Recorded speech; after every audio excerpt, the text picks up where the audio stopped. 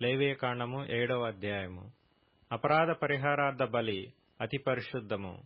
దాని గూర్చిన విధి ఏదనగా, దహనబలి పశువులను వధించు చోట అపరాధ పరిహారార్థ బలి రూపమైన పశువులను వధింపవలెను. బలిపీఠము చుట్టూ దాని రక్తమును ప్రోక్షింపవలెను. దానిలో నుండి దాని క్రొవ్వంతటిని అనగా దాని క్రొవ్విన తోకను, దాని ఆంత్రములలోని క్రొవ్వును, 2 మూత్ర గ్రంథులను, డొక్కలపైనున్న క్రొవ్వును, మూత్రగ్రంథుల మీది క్రొవ్వును, కాలేజం మీది వపను తీసి దానినంతయు అర్పింపవలెను. యాజకుడు యెహోవాకు హోమముగా బలిపీఠం మీద వాటిని దహింపవలెను. అది అపరాధ పరిహారార్థ బలి. యాజకులలో ప్రతి మగవాడు దానిని తినవలెను. అది అతి పరిశుద్ధము. పరిశుద్ధ స్థలములో దానిని తినవలెను. పాప పరిహారార్థ బలిని గూర్చి గాని అపరాధ పరిహారార్థ బలిని గూర్చి గాని విధి ఒక్కటే. ఆ బలి ద్రవ్యము దాని వలన ప్రాయశ్చిత్తము చేయు యాజకుని దగును. ఒకడు తెచ్చిన దహన బలిని ఏ యాజకుడు అర్పించునో ఆ యాజకుడు అర్పించిన దహన బలి పశువు చర్మము అతనిది, అది అతని దగును. పొయ్యి మీద వండిన ప్రతి నైవేద్యమును కొండలోనే గాని పెనము మీదనే గాని కాల్చినది యావత్తును దానిని అర్పించిన యాజకునిది, అది అతని దగును. అది నూనె కలిసినదే గాని పొడిదే గాని మీ నైవేద్యములన్నిటినీ అహరోను సంతతి వారు సమముగా పంచుకొనవలెను.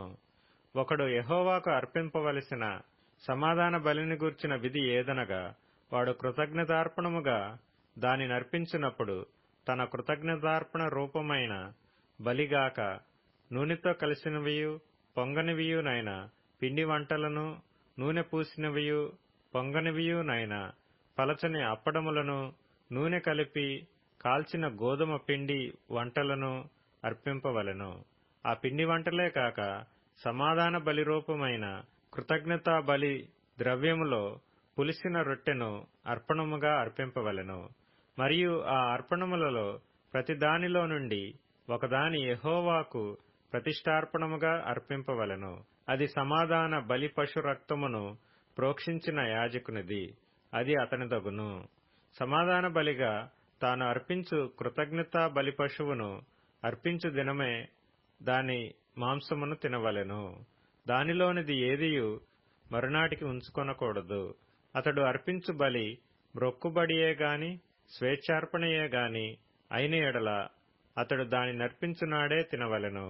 మిగిలినది మరునాడు తినవచ్చును. 3వ నాడు ఆ బలి పశువు మాంసములో మిగిలిన దాన్ని అగ్నితో కాల్చివేయవలెను.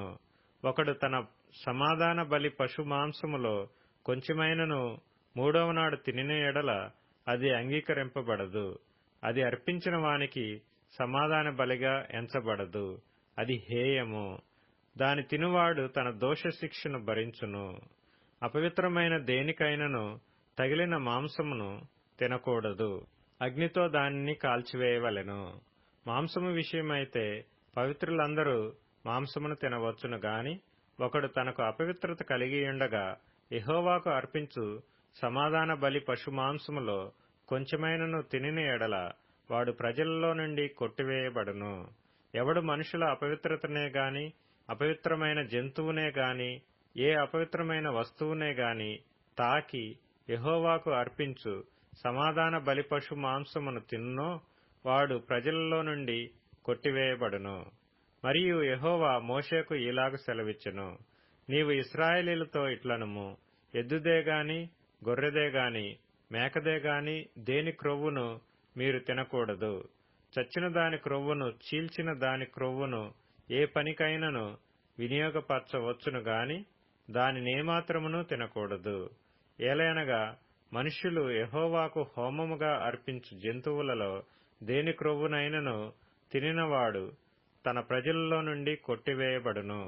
మరియు పక్షిదే గాని జంతువుదే గాని మీ నివాసములన్నిటిలో తినకూడదు. ఎవడు రక్తము తినునో వాడు తన ప్రజలలో నుండి కొట్టివేయబడును. మరియు యెహోవా మోషేకు ఇలాగ సెలవిచ్చెను, నీవు ఇశ్రాయేలీయులతో ఇట్లనుము, ఎవడు యెహోవాకు సమాధాన బలి ద్రవ్యములను తెచ్చునో వాడు ఆ ద్రవ్యములలో నుండి తాను అర్పించున్నది యెహోవా సన్నిధికి తేవలెను. అతడు తన చేతులలోనే యెహోవాకు హోమ ద్రవ్యములను అనగా బోరమీది క్రొవ్వును తేవలెను. యెహోవా సన్నిధిని అల్లాడింపబడు అర్పణముగా దానిని అల్లాడించుటకు బోరతో దానిని తేవలెను. యాజకుడు బలిపీఠం మీద ఆ క్రొవ్వును దహింపవలెను గాని బోర అహరోనుకును అతని సంతతి వారికిని చెందును. సమాధాన బలి పశువులలో నుండి ప్రతిష్టార్పణముగా యాజకుని కుడి జబ్బనియ్యవలెను. అహరోను సంతతి వారిలో ఎవడు సమాధాన బలియగు పశువు రక్తమును క్రొవ్వును అర్పించునో కుడి జబ్బ వానిదగును. ఏలయనగా ఇశ్రాయేలీల యొద్ద నుండి అనగా వారి సమాధాన బలి ద్రవ్యములలో నుండి అల్లాడించిన బోరను ప్రతిష్ఠితమైన జబ్బను తీసుకొని నిత్యమైన కట్టడ చొప్పున యాజకుడైన అహరోనుకును అతని సంతతి వారికిని ఇచ్చియున్నాను.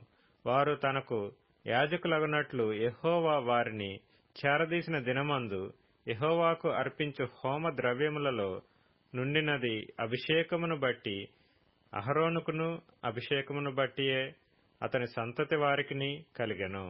వీటిని ఇశ్రాయేలీయులు వారికియ్యవలెనని యెహోవా వారికి అభిషేకించిన దినమున వారి తరతరములకు నిత్యమైన కట్టడగా నియమించెను. ఇది దహన బలిని గూర్చియు అపరాధ పరిహారార్థపు నైవేద్యమును గూర్చియు పాప పరిహారార్థ బలిని గూర్చియు అపరాధ పరిహారార్థ బలిని గూర్చియు ప్రతిష్టార్పణమును గూర్చియు సమాధాన బలిని గూర్చియు చేయబడిన విధి.